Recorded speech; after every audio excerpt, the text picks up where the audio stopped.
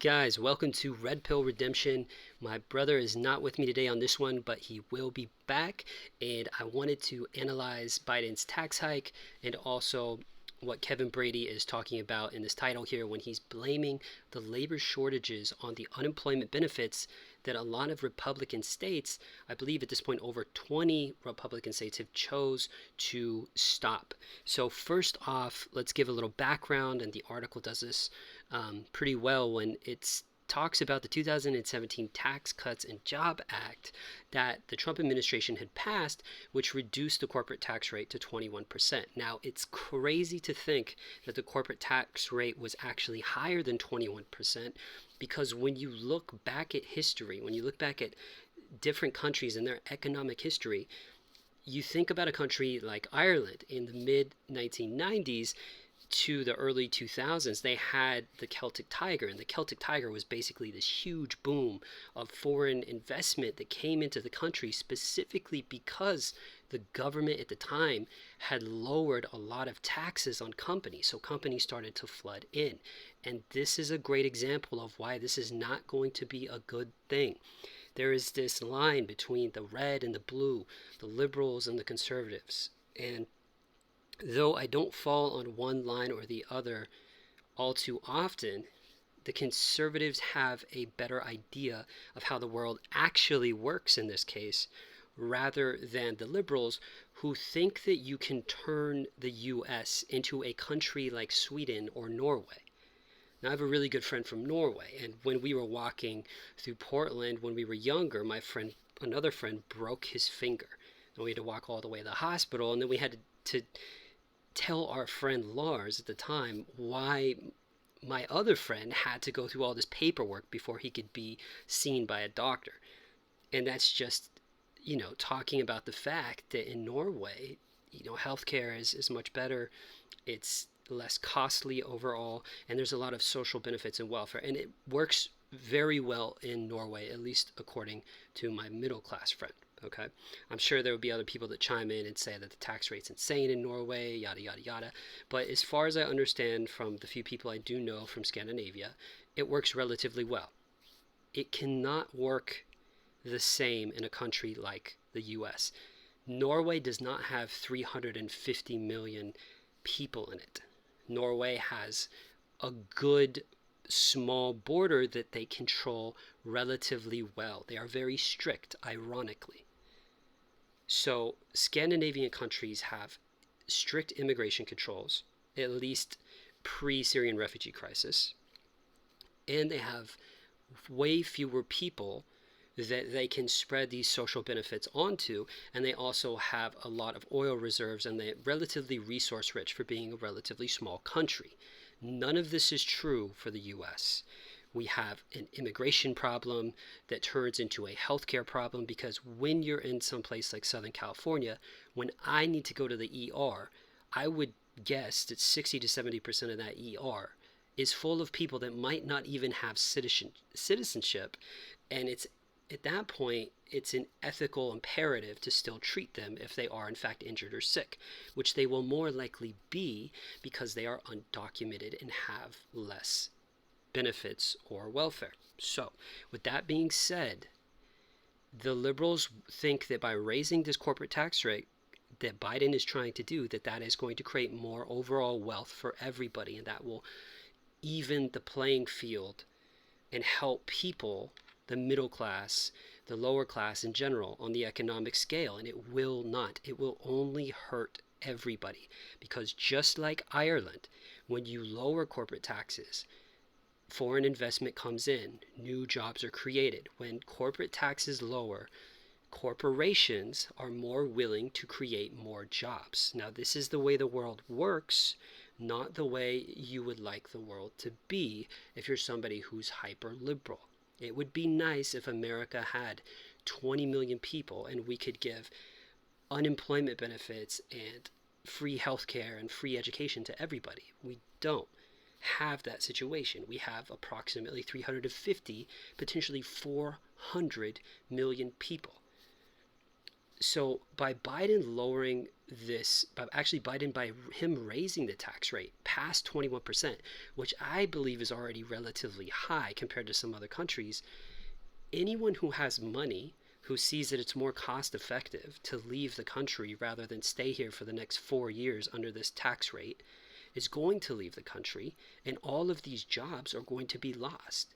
Or if they're in a state where the tax is raised because the governor it happens to be more liberal and wants to raise the taxes to theoretically help the poor, they're going to leave the state. We saw this with Elon Musk in California leaving to Texas. So that's my main problem when liberals think that raising corporate taxes is going to even the playing field. It will take away jobs. It will not create jobs. It will not put money into the hands of the people that you think need it. There's a reason that a hierarchy exists in society, and people don't want to acknowledge this, but Jordan Peterson talks about this a lot. Competence translates into higher pay. If you're competent in what you do, if you're a better plumber in your town, you will be paid more than other plumbers because you have more competence in plumbing.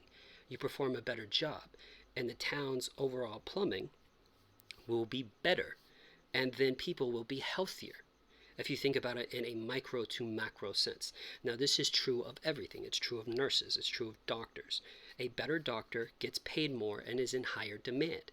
If you have a lot of doctors like that in your town, then your town will likely be healthier and people will survive longer. This is true in IT. This is true in finance. This is true in every category. When you're raising the taxes, rich people leave. It's as simple as that. Rich people leave, corporations leave, they leave the country. And you can say as a government, we will find ways to legally keep these companies here. But they will still find loopholes and eventually they will leave. Or they will just cut jobs in order to make up for the tax cuts. You can't force corporations to retain jobs while also raising their taxes. We've always seen historical economic evidence, especially a country like Ireland in the mid-1990s to early 2000s, where they lowered the corporate tax rate and they had a boom. They had an economic boom. So I don't understand that something is basic, something is really as basic as supply and demand, something that is so simple is not understood by some of the top leaders in this country. Inflation is a real thing. When you print money and give money out to most of your citizens, and then a good portion of those citizens are young kids who decide to buy up all the PS4 and video cards that are already in demand because of logistic issues created by the coronavirus, then the PS4s become twice as expensive and people start selling them for $600 on eBay.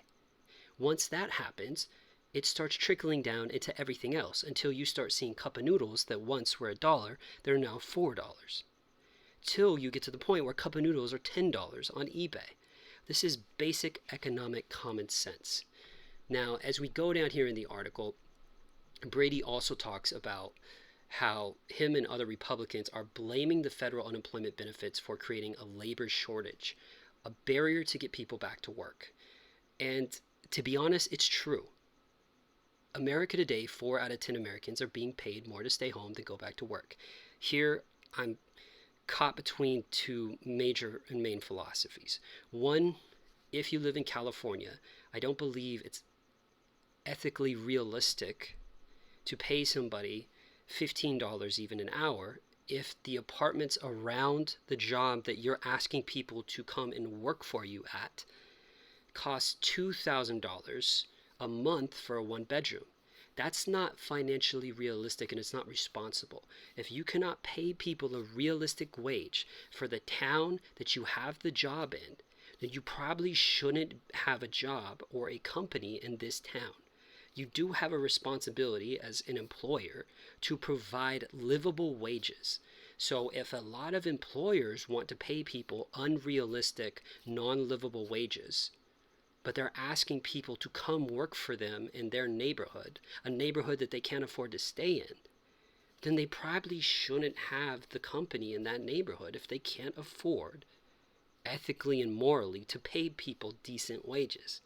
But on the other side of things, you should not be paid as much as a system administrator for flipping burgers at McDonald's.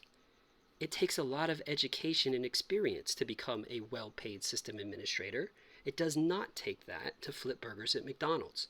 So you have to have competence, you have to have a skill hierarchy, but you also can't expect people to stop getting unemployment benefits and then go to a job that pays them half what they were making in unemployment benefits so they can be homeless and go flip burgers at McDonald's. There has to be a middle ground here.